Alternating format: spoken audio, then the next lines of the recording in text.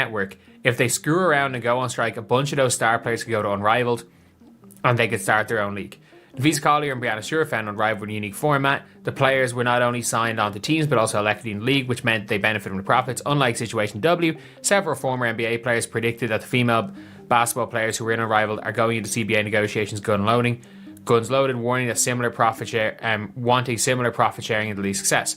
The very success owed to superstars like CaitlinClar, Age Wilson, Angel Reese. What the fuck has Cameron Brink done? Charles Barkley recently joined The Rich Eisen Show to discuss the WNBA's ongoing collective bargaining agreement talks.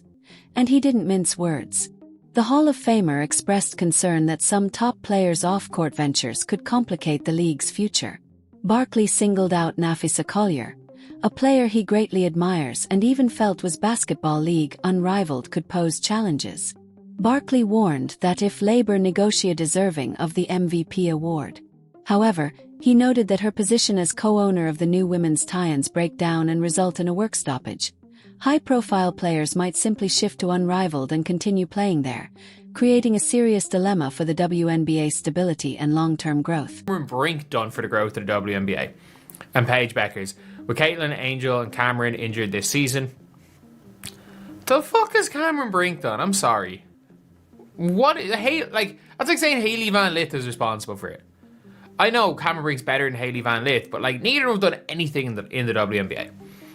You got to understand one thing about these negotiations, and I've been in these negotiations. The stars aren't the same as regular players. Let's get that out of the way. The stars are the ones who drive the league, but most of the rank and file are regular good players. Collier, together with Brianna Stewart, launched Unrivaled, an alternative league built on a unique model where athletes don't just sign contracts but also hold ownership stakes, giving them a share in the league's financial success. This marks a major shift from the traditional salary-based structure in professional sports. Several retired NBA players have pointed out that WNBA stars involved with Unrivaled now hold significant leverage in collective bargaining talks, potentially pushing for similar revenue-sharing deals. The league's rapid growth, driven largely by stars like CaitlinClar, Aya Wilson, and Angel Reese, further strengthens their bargaining power.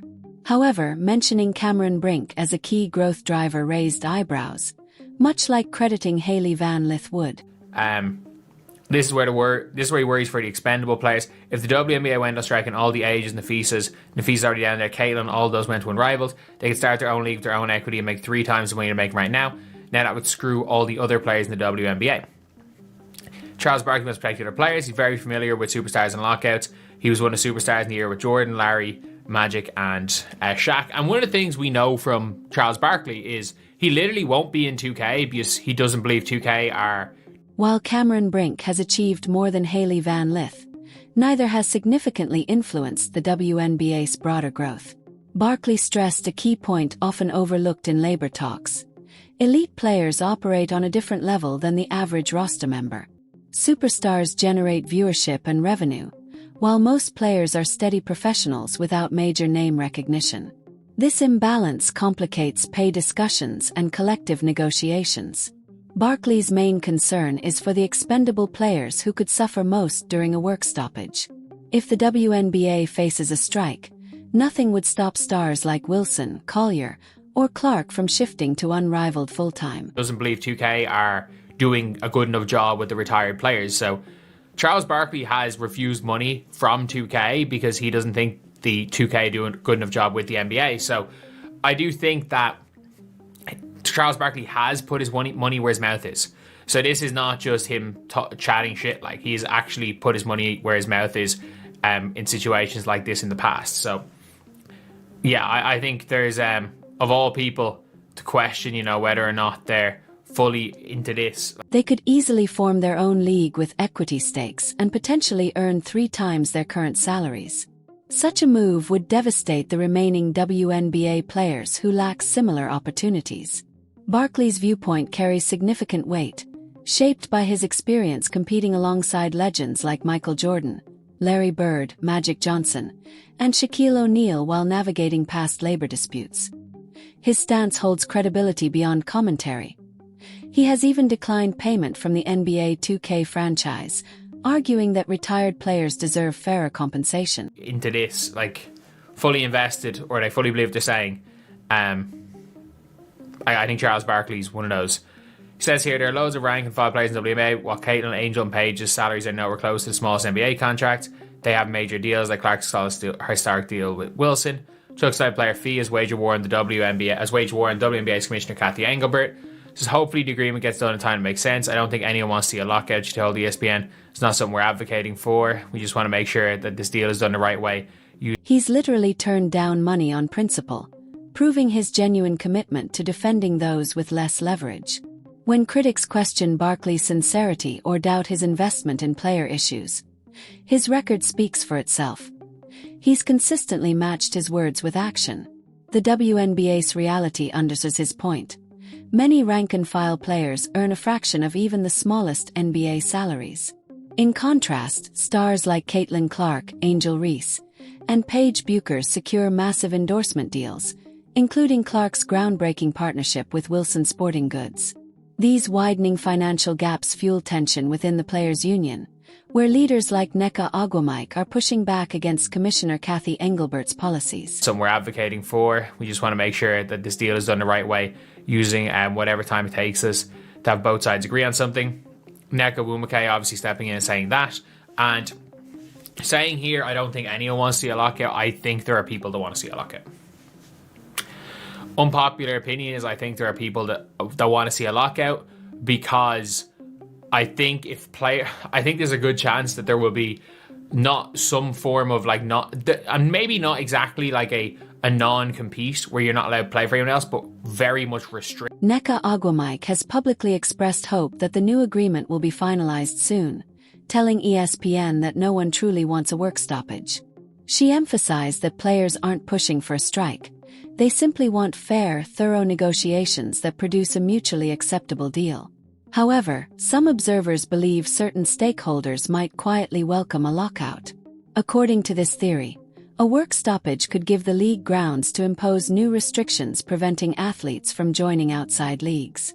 While not full non-compete clauses, such measures would likely create serious limits on participation in alternative competitions. Where you're not allowed to play for anyone else, but very much restrictions on playing in outside leagues. There's going to be restrictions. But, yeah, it says here, obviously, we all know when it ends. We've talked enough about the CBA. But it is interesting, like Charles Barkley, he did make a good point, in fairness. Basically said, well, I mean, if he's going to start your own league, sure, it benefits you, but what about the rest of them? And Charles is somebody, Barkley raised an important question about whether launching a separate league truly benefits all players or mainly serves the elite few. He's one of the rare figures with a proven history of standing up for lower-tier athletes, advocating for those who came before him, and demanding fair treatment across the board. Over his career, he's willingly accepted reduced pay, or refused money entirely, to uphold those principles. His argument carries real weight, even if it doesn't decide the final outcome. The reality is clear. If Unrivaled becomes the go-to league during a lockout, it would greatly benefit the Stars while leaving more than 140 other WNBA players without contracts or comparable opportunities. The issue boils down to priorities. About the rest of them. And Charles is somebody.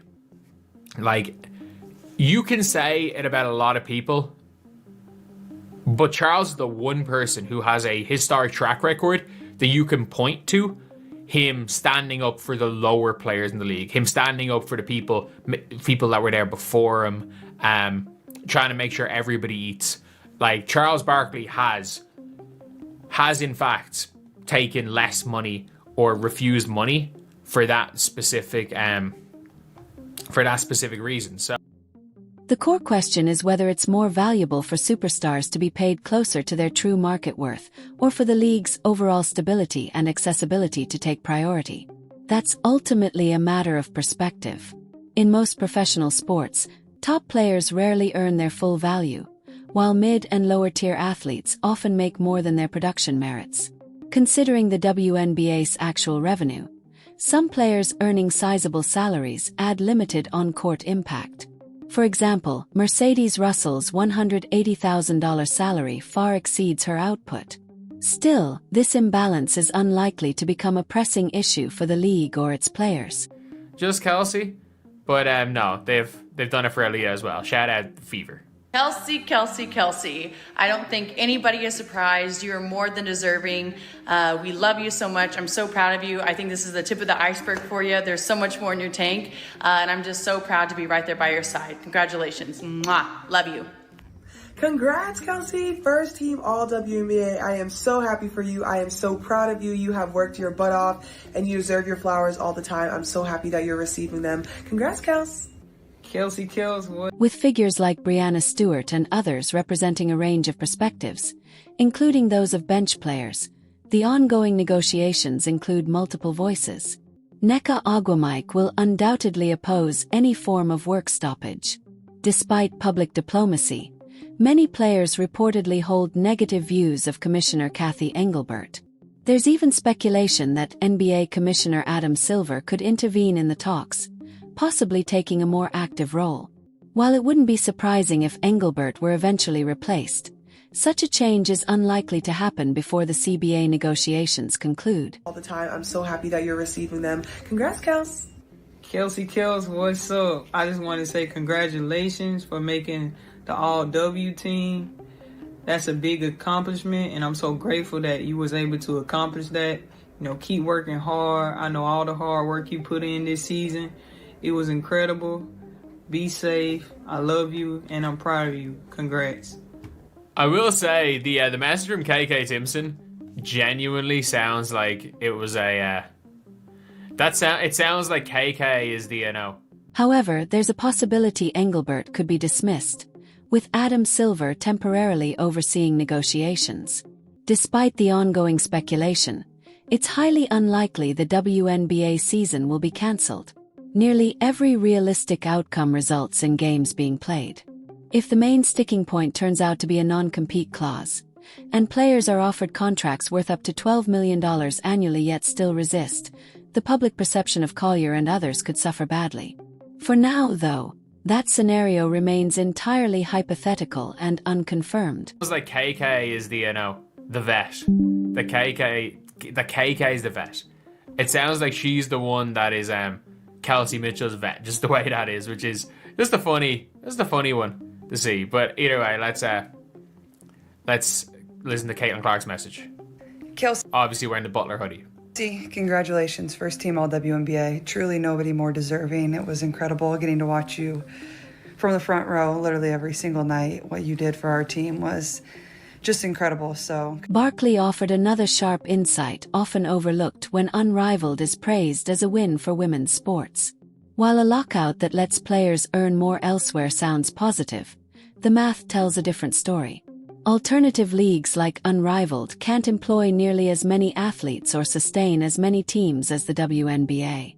Expanding Unrivaled to match the WNBA scale would take years, likely a full decade of steady development. They've got the entire training staff in. And to be fair, look, I think it's one of those things with this Fever team especially that they really did become a unit, whether that be players 1 through 12, players 1 through 17, squad players, coaches, everyone. It's like that's what you have to do in that scenario to win. When you're down that bad, you have got to be a team. And there are a lot of times where being a team, I joke about the power of friendship, but you can. The sentiment underscored how much room remains for growth in Mitchell's career. One teammate praised her relentless effort all season, noting she often went underappreciated despite her impact. It was gratifying to see her finally earn deserved recognition. CaitlinClar, wearing Butler University gear, congratulated Mitchell warmly.